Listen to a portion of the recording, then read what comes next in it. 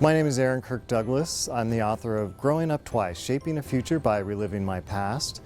I think it's important for people to write a book about their profession or whatever it is that they know, because I think that your own experience, whatever you can share with other people, you'll always find people who are looking for advice on that subject. I would say that's one hard thing about writing a book, is the research that needs to be done. The other thing is, after you've written it, the last thing you want to think about yourself is, how am I going to market this if you want people to find out about it?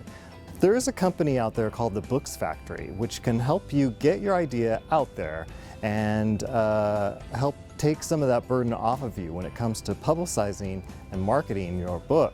It's called thebooksfactory.com, and it's where you want to go to have a look at the information they've got there for you on how they can help you publish your own book, just as they helped me publicize mine. They've helped me, and I think they can help you.